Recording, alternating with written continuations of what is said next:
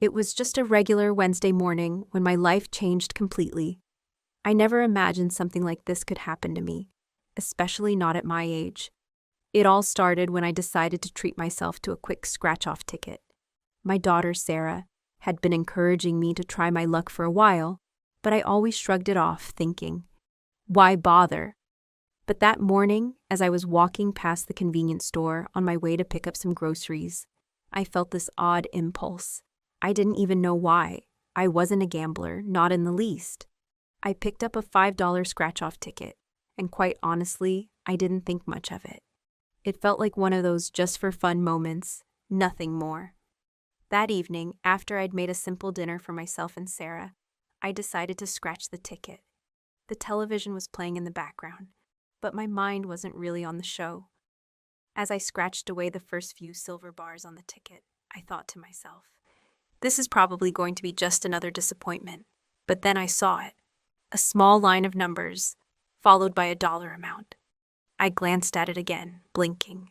Could it really be? It didn't seem real. I rubbed my eyes, checked it a second time. It said I'd won $1.5 million. I remember staring at that ticket for a long time, not knowing whether to laugh or cry. My heart raced, and my hands felt shaky. I stood up, pacing around the living room, still trying to comprehend what I was seeing. This can't be right, I whispered to myself. Maybe I was just exhausted, or perhaps I was dreaming.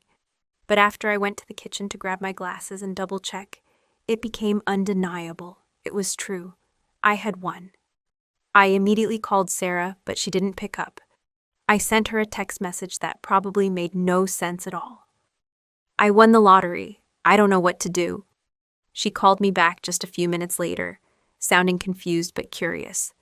When I told her, her voice went silent for a long moment, and I could hear her trying to process it. Wait, Mom, are you serious? She asked. I could hear the disbelief in her tone, but when I read her the ticket number, it sank in for both of us. Sarah went from stunned silence to asking a million questions. I think I was too dazed to answer most of them. The next few days felt like a whirlwind. I couldn't focus on anything. I kept looking at the ticket as if waiting for someone to tell me it was a mistake. But everything checked out. The lottery office confirmed it, and after the taxes and deductions, I would be left with just over $1 million. It felt like a dream come true, and a nightmare all at once. For years, I had been living in a modest house in a quiet neighborhood. I worked at a local grocery store as a cashier for almost 2 decades, and though I was content, my life wasn't exactly glamorous. Sarah was grown now and had her own life, her own family.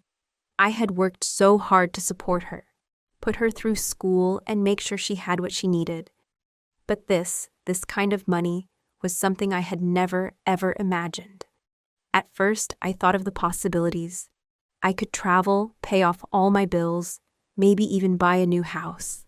A small part of me dreamed of living a life I had never allowed myself to imagine.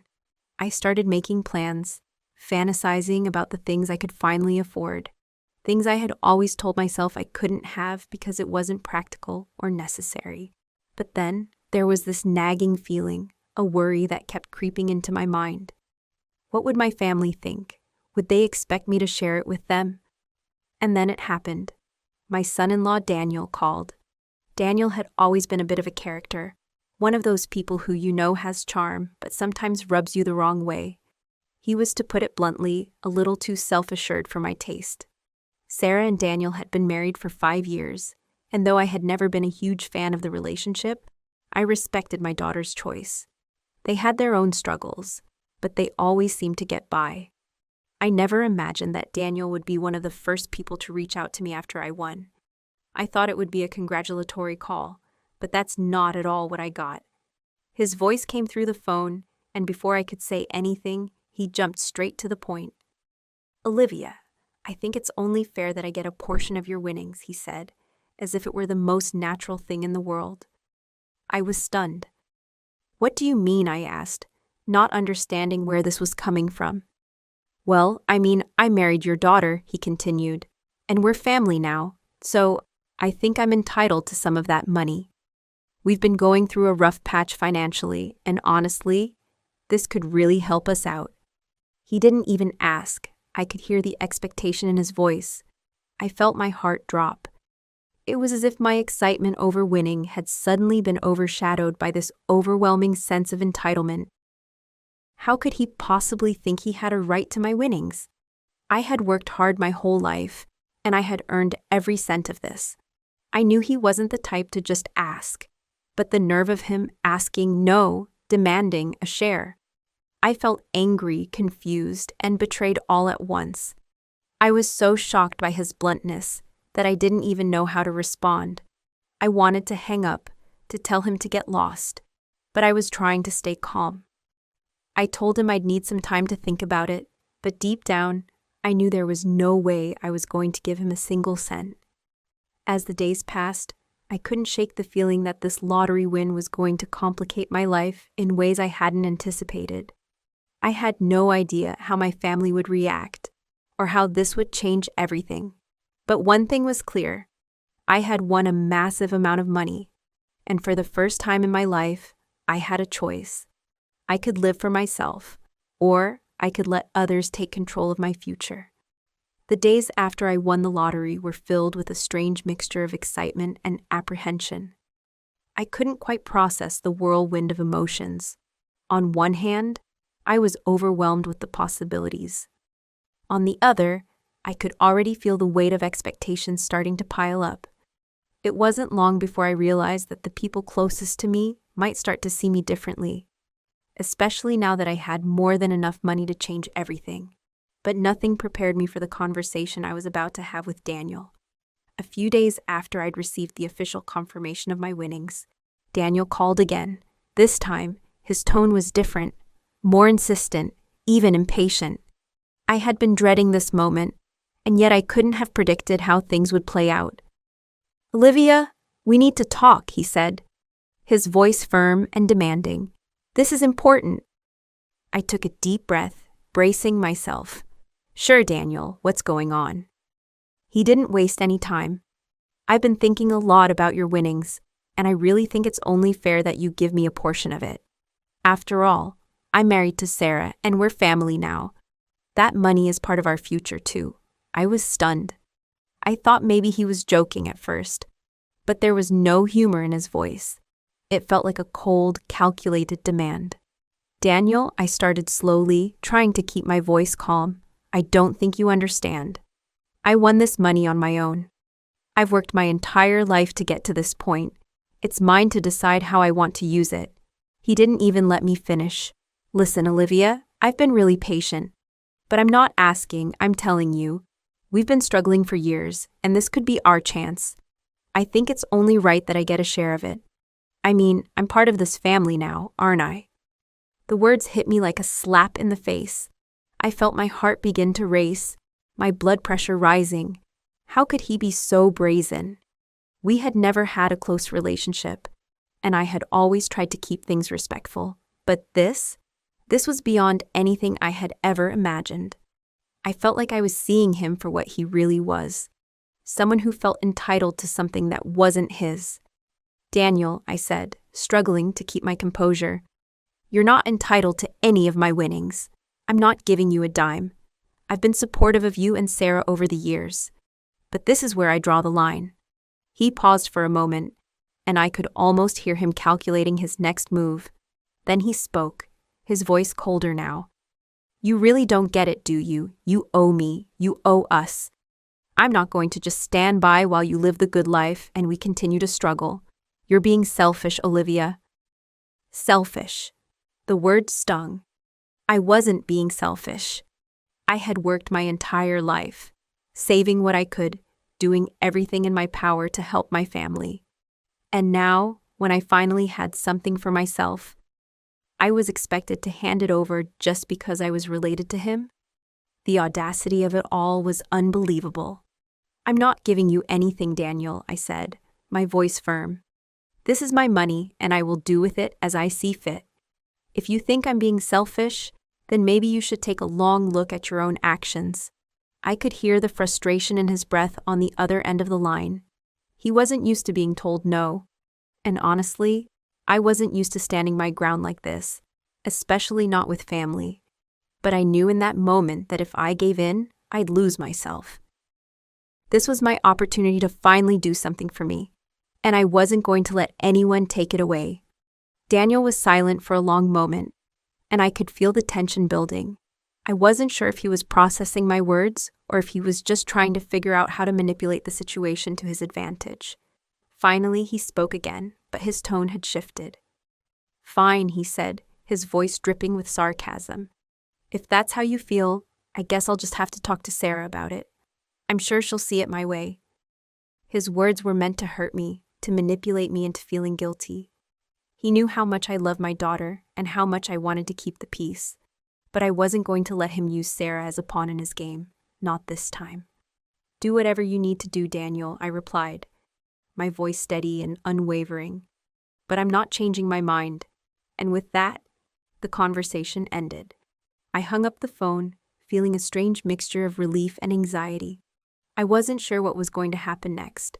I wasn't sure how Sarah would react, or if this would cause a rift in their marriage. But one thing was clear. I wasn't going to let anyone take what was mine. Not Daniel, not anyone. As the days went on, I began to realize just how much I had underestimated the entitlement in some people. Daniel's behavior had shown me a side of him I hadn't fully seen before. Someone who believed he deserved more, simply because of his position in the family. It made me question how much he had really cared about me or my daughter, or if he had just been waiting for an opportunity like this to take advantage of me. I was starting to feel more and more isolated. But I also knew one thing for sure. I wasn't going to let him or anyone ruin this for me. This was my chance to live for myself, and I wasn't about to let anyone take that away. The weeks after my conversation with Daniel felt like a heavy cloud hanging over our family. At first, I tried to dismiss the tension, telling myself it was just a phase. But as time went on, I could sense that things weren't the same between me and Sarah. She had always been the kind of daughter who tried to keep the peace, and I could see how this conflict between Daniel and me was taking a toll on her. It all came to a head one evening when Sarah invited me over for dinner. She'd been acting distant lately, and I could feel the unspoken tension in the air as soon as I walked in. I could tell she had been trying to hold everything together, but the cracks were starting to show. As we sat down at the table, she hesitated before speaking. "Mom," Sarah said quietly, "can we talk about what's been going on?" I nodded, my heart sinking. I knew what was coming. Sarah and I had always been close, but now I could see the strain between us. Daniel had made sure to put pressure on her, even though he knew deep down how much she loved me. It was clear he had been filling her head with his own grievances, and it made me feel uncomfortable, even betrayed. "What's going on, honey?" I asked softly, trying to keep my voice calm. "You know I'm here for you." She looked at me, her eyes filled with confusion and frustration. "It's just everything. Daniel's been really upset about the lottery money, and now it feels like I have to choose sides. I don't want to fight with you, Mom. But I don't want to lose him either." My heart broke hearing her say that. I had always raised Sarah to value honesty and integrity, but now she was in a position where she felt forced to pick between her husband and her mother. It was a position no one should ever have to be in, but I knew deep down that this was Daniel's doing. He had pushed her into this corner, and I wasn't sure if she even realized it. "I'm not asking you to choose between us, Sarah," I said, my voice trembling. "But what Daniel's asking of me is wrong. I've spent my entire life supporting him and you both, but I'm not going to give up what I've worked for. This money is mine to do with as I please." "I know, Mom," Sarah replied, her voice soft but filled with uncertainty. "I just don't want things to get worse. I can't stand seeing you two fight like this. But Daniel, he says you're being selfish. He says you don't care about our future." The words stung. Hearing Daniel manipulate Sarah like that, making her believe that my refusal to give him money was somehow a selfish act, hurt more than I could express. I had always been there for her, always sacrificed for her happiness. And now, in a way, It felt like I was being painted as the villain in her eyes. "Sarah," I said, trying to remain composed, "I've given so much of myself to this family. But at the end of the day, I need to take care of myself too. I can't let anyone use me for their own gain, not even Daniel. I understand that you want peace, but I'm not going to apologize for wanting to live my life on my own terms." Sarah seemed to struggle with her emotions. I could see the internal battle raging in her eyes. On one hand, she wanted to support her mother, her loving, hard-working mom who had always been there for her. But on the other hand, she was deeply invested in her marriage with Daniel. The guilt was obvious on her face, and I knew she felt torn. "I just don't know what to do," Sarah whispered. "I love you both, and I know you've always done everything for me, but I can't lose Daniel. I just can't." My heart twisted in my chest. I had never expected Sarah to be put in such a difficult position, but I also knew I couldn't let this situation go on forever. It wasn't right for Daniel to manipulate her like this, and it wasn't fair to her to be put through this emotional turmoil. She deserved to have a relationship with both of us, but not at the expense of her happiness or my dignity. "I understand, sweetheart," I said quietly, reaching out and taking her hand in mine. "But you need to understand something too. This isn't about me trying to hurt anyone. This is about me standing up for myself, for the first time in my life. I want you to be happy with Daniel, but I also want you to know that you don't have to choose sides. You should never have to feel like you're betraying someone you love." Tears welled up in Sarah's eyes, and she squeezed my hand tightly. "I just want everything to go back to normal," she said softly. "I know," I replied, my voice thick with emotion. "I want that too. But sometimes things have to change for the better, for all of us." The conversation didn't resolve everything, and I knew it wouldn't. But I could feel that a shift had occurred. Sarah wasn't quite ready to fully see the manipulation that Daniel was subjecting her to, but I hoped in time she would. I just needed to stand firm in my decision and trust that eventually she would understand why I had to make the choices I did. It was hard to let go of the guilt, to feel like I was putting my own needs above Sarah's desire for peace. But deep down, I knew I was doing the right thing. For me. And for her. After weeks of second-guessing myself and worrying about how this might tear apart my family, I finally reached a point where I couldn't keep bending over backward to appease everyone anymore. The internal struggle had been eating me alive. I had always prided myself on being the glue that held our family together. But there was something deeply wrong with what was happening. Daniel's demands were outrageous, and every day I allowed him to make me feel guilty, I was letting myself be chipped away. I had to be honest with myself. This was my moment. I couldn't keep letting others dictate how I lived my life. The lottery win was mine, and I had every right to use it as I saw fit. The idea of handing over my hard-earned money to Daniel, just because he was married to my daughter, wasn't just wrong, it was insulting. I had worked too hard and sacrificed too much to give in now. The breaking point came one Saturday afternoon when Daniel showed up at my house, uninvited as usual.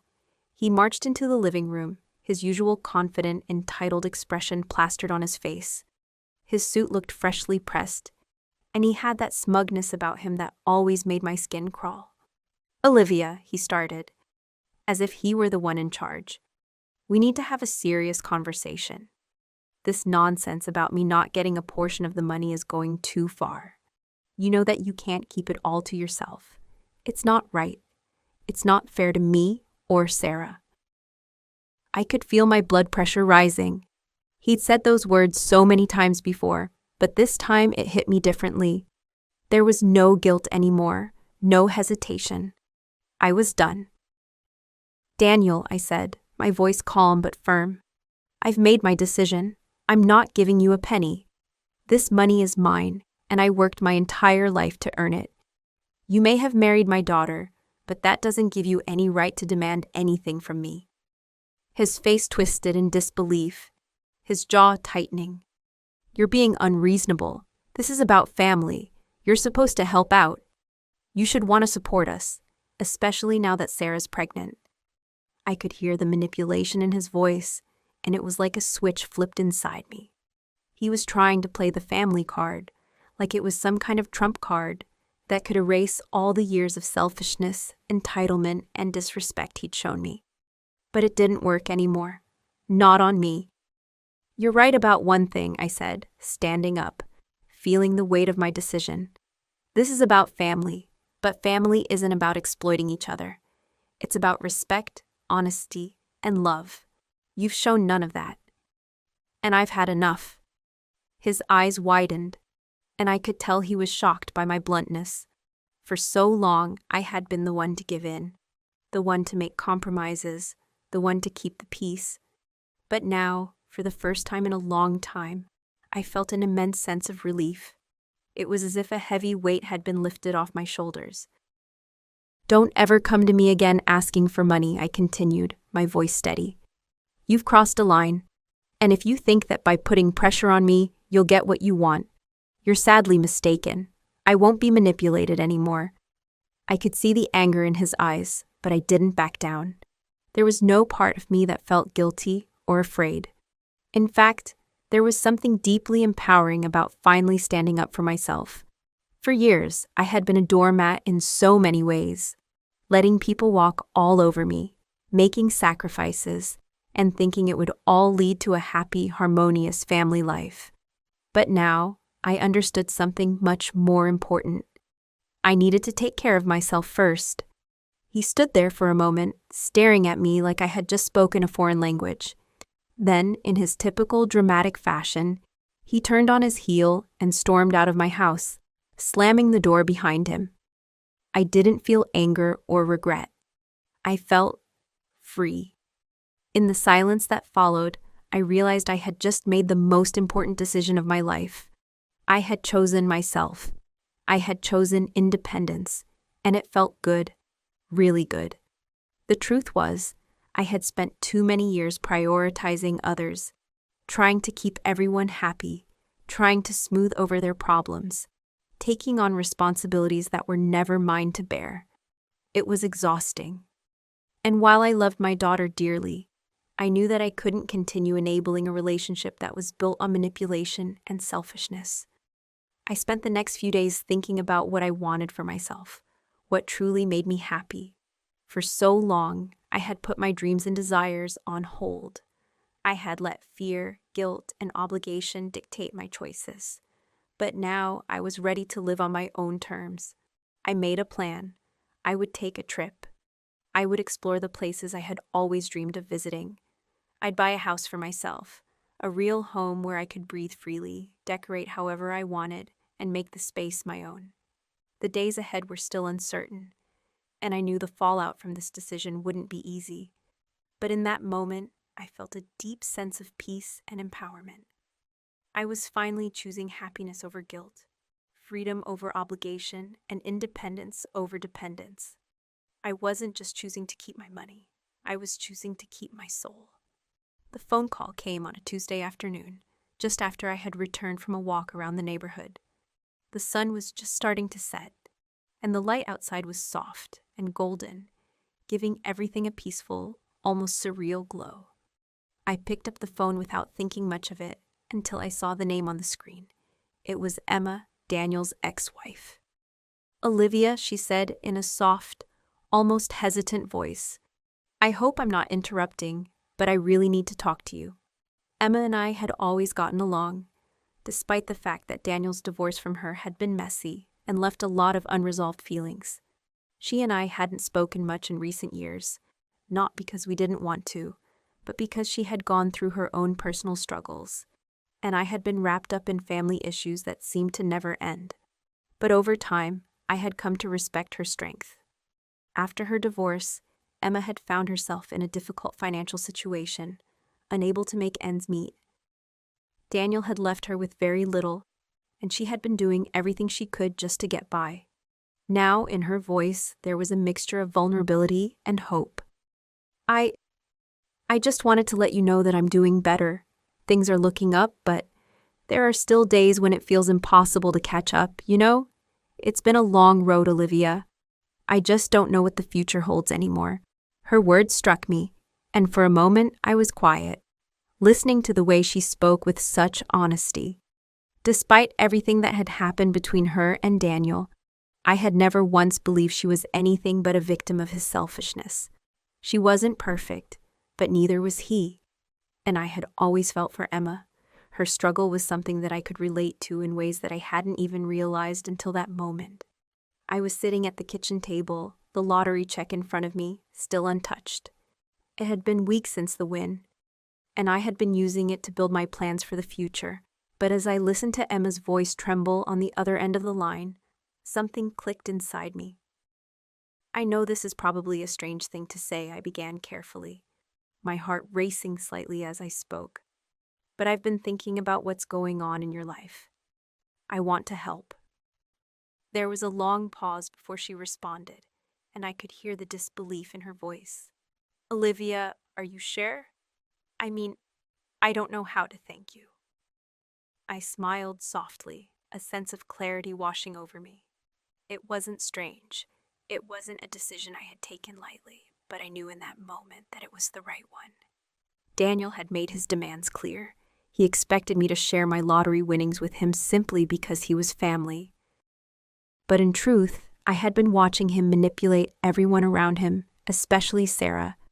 And Emma, despite her divorce from Daniel, had always been a victim of his self-centeredness. I realized that my wealth, my newfound freedom, could do something truly meaningful if I used it to help someone who needed it, someone who hadn't taken advantage of me or anyone else. I'm giving you some of my winnings, I said, my voice steady. I want you to have a fresh start. You deserve it, Emma. You've been through so much, and I know you'll use this wisely. Her voice cracked, and I could hear the surprise and overwhelming emotion she was feeling. Olivia, I don't know what to say. You don't have to do this, but if you're serious, I would be so grateful. I've never had anyone offer me something like this before. I felt a rush of warmth spread through me. There was no hesitation now, no doubt in my mind. I wasn't helping her to get back at Daniel or to make some sort of statement. I was helping her because she deserved it. I was offering her an opportunity to rebuild, to find stability, to start over, just like I had done for myself. It felt good to make a difference in someone's life in a real, tangible way. Over the next few days, I arranged for the transfer of funds to Emma. I helped her get set up with a financial advisor, someone who could guide her as she started over. I knew that with the right support, Emma could make this work. I didn't expect anything in return, and I wasn't doing it out of obligation. I simply wanted to give her the chance to build a life that was free from the shadow of Daniel's manipulation. When I told Sarah about what I had done, she was, to put it mildly, shocked. Mom, she said, eyes wide with disbelief, you gave her part of your money? I nodded, looking her squarely in the eye. Yes, I did, and I don't regret it. Sarah was silent for a long moment before she spoke again, this time with a hint of awe in her voice. I can't believe you did that, but maybe you're right. Maybe it's time for all of us to stop letting him dictate everything. I could see the wheels turning in Sarah's head, and I knew that my decision, though it might have surprised her, was slowly making her think differently about the situation. Daniel had always had the power in their relationship, always held the upper hand, but now maybe Sarah could start seeing him for who he truly was. And maybe, just maybe, she would start to understand why I had made the decision to do something so unexpected and so radical. As for Emma, she was beyond grateful.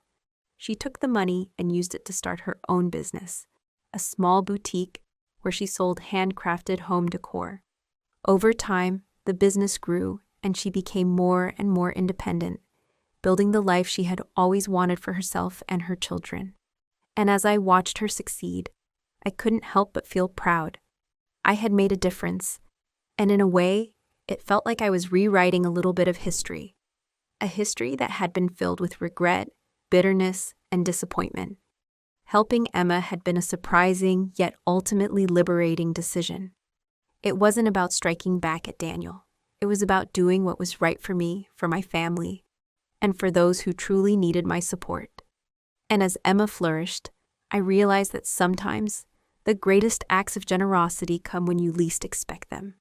The fallout from my decision to help Emma didn't take long to come crashing down. It happened exactly 1 week after I made the transfer, when Daniel, as predictable as ever, found out what I had done. I had tried to stay calm and collected, not letting myself get dragged into drama, but I should have known better. Daniel wasn't the type to let something like this slide. It was a Friday evening when I got the first call. The number on my screen was unknown, but the voice on the other end wasn't.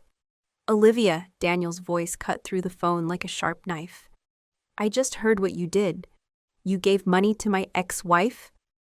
There was a dangerous edge to his tone, something I hadn't heard in a long time. "I thought we were family. You've crossed a line." His words made my blood run cold, but I refused to let him see how much he'd rattled me. I took a deep breath before responding. "She needed help, Daniel. I gave her the money because she deserved it. Something you've clearly forgotten." There was a long pause on the other end of the line. I could almost hear him seething with anger. "You don't get to make decisions like that. This money is mine too, Olivia. And if you think I'm just going to let you give it away without consequence, you're wrong. You'll regret this." I couldn't help but roll my eyes. This was the man who thought that because he was married to my daughter, he was entitled to everything I had. Now, he thought my helping Emma was some sort of betrayal. It was hard to believe that I'd ever seen him as someone worthy of respect. The more I thought about it, the angrier I became, but I refused to let it show. "I'm not giving you a dime, Daniel," I said firmly. "You don't get to dictate what I do with my money. You've made your demands. Now, you're going to have to live with the fact that I don't owe you anything." The line went silent for a moment. Then Daniel's voice returned, cold, menacing. "You're making a huge mistake. You think this is over? I'm going to take legal action. I'm not going to let you get away with this. You've overstepped, Olivia. You'll pay for this."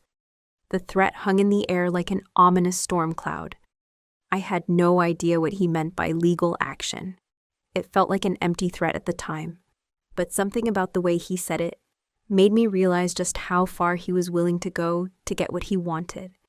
I had known Daniel to be manipulative, but this was different.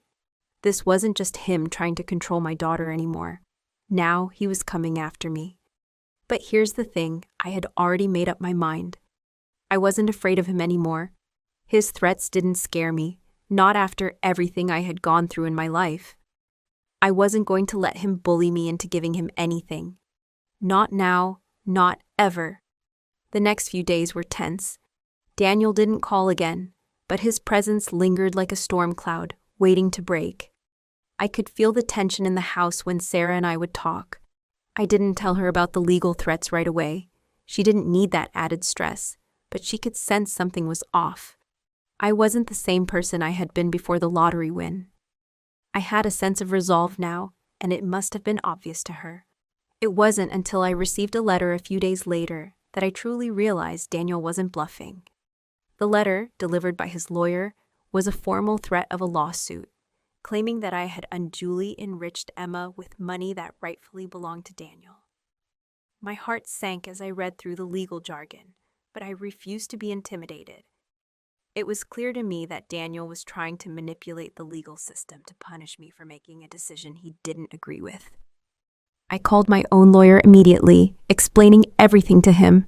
I could hear the skepticism in his voice when I told him that Daniel was trying to claim a portion of my lottery winnings. He couldn't believe it either. "Olivia," he said, "this is going to be a tough fight, but you have every right to do whatever you want with your money. If Daniel's trying to pull something like this, he's in for a long road."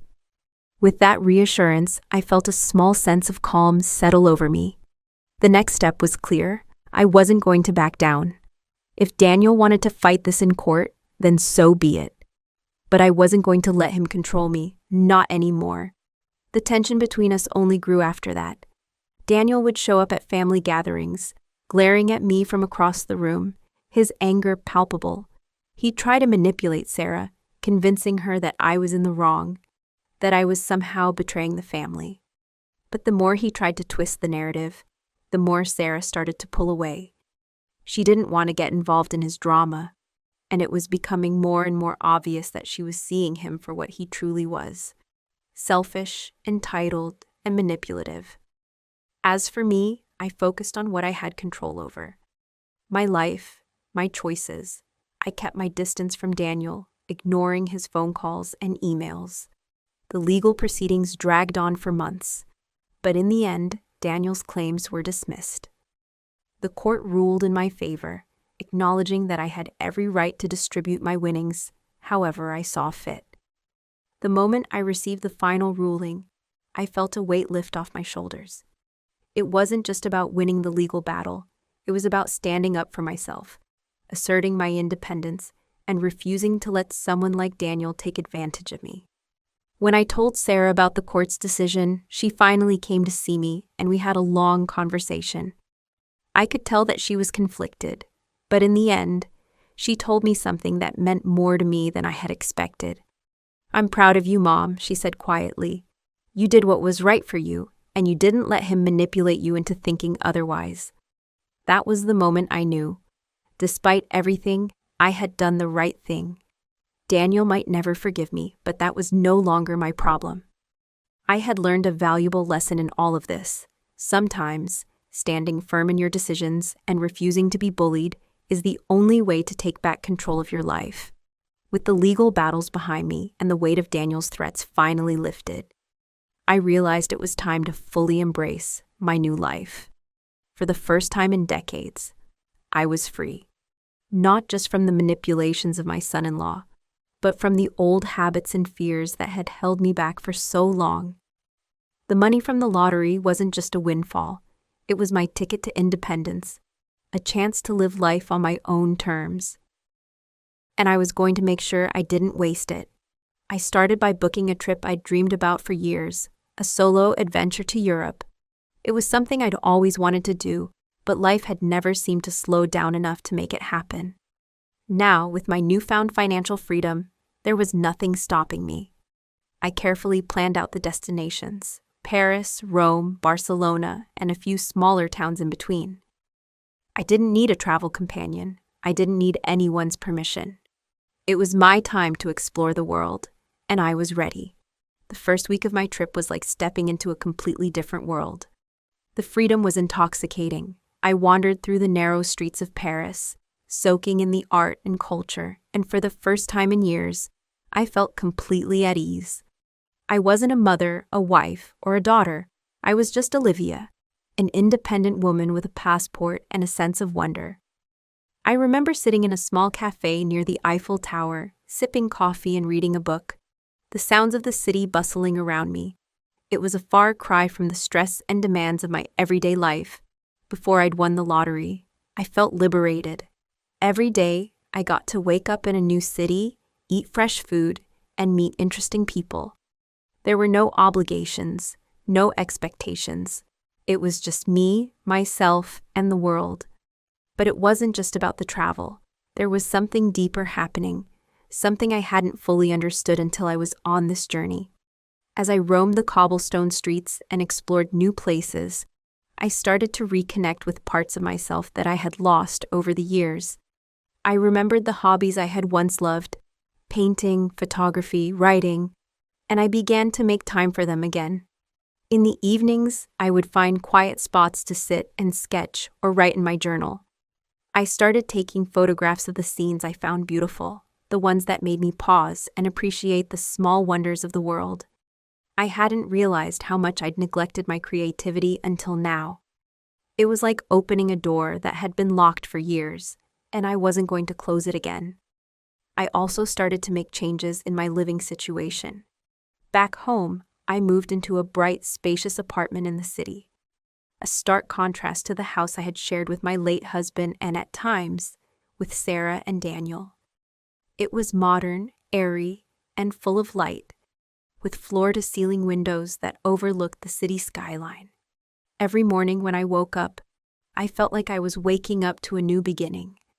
I spent hours decorating the space, picking out furniture that made me feel comfortable and at peace. It wasn't about impressing anyone. It was about creating a home that reflected who I was now, a woman who had reclaimed her life and was determined to live it fully.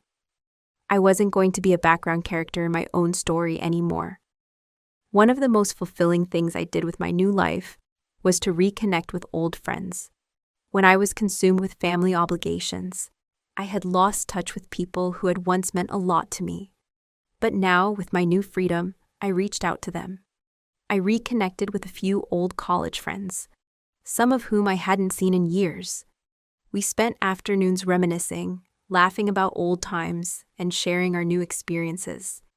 It felt good to be reminded of the life I had before I was so tangled up in family drama. And I did something that had been on my mind for years. I enrolled in a photography class. It was something I had always wanted to do, but I had put it off, telling myself I didn't have the time. But now, with the ability to focus on what I truly loved, I realized there was no reason to wait any longer. I spent weekends in the studio, learning how to capture the world through a lens, and I found that the process was not only calming, but empowering. For the first time in a long time, I felt proud of myself, not for being a mother or a wife or a daughter, but for being me. I had taken control of my own narrative, and it felt amazing. I started traveling even more, exploring different parts of the United States as well. I drove across the country, stopping in places like Santa Fe, New Orleans, and the Pacific Northwest, marveling at the diversity and beauty of the landscapes.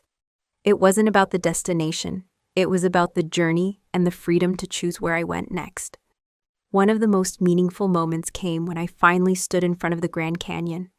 I had always dreamed of seeing it in person, and now I was here, standing at the edge, the vastness of the canyon stretching before me. It felt symbolic of my life, vast, full of possibilities, and breathtaking in its potential. I realized that, just like the canyon, my life was wide open and full of adventure. I had so many more years ahead of me to explore, to learn, and to grow. The best part of this new chapter, though, was the peace I had found. I wasn't living in fear of what Daniel might do next, or dreading the weight of his demands. I was living for myself, and it felt like a weight had been lifted off my shoulders. I was no longer tied to anyone's expectations. I was free. Now, whenever I look back on those first few months after the lottery win, I can't help but feel a sense of pride. I took control of my life in a way I never thought possible. And as I sit on a terrace in a new city, watching the sun set over the horizon, I know that this is just the beginning of my journey. There is still so much to see, so much to do, and I can't wait to see where this new chapter takes me next. At a family dinner, Daniel tried his usual condescending approach, making snide remarks about my newfound wealth. But this time, I was ready. I looked him square in the eyes and said, "I don't need your approval, Daniel. I've done this for myself." His face twisted in anger, but he couldn't say anything. I stood my ground, feeling empowered and free for the first time in years. As I left that evening, I realized I didn't need anyone to validate my choices. My life was mine to live, and I was finally in control.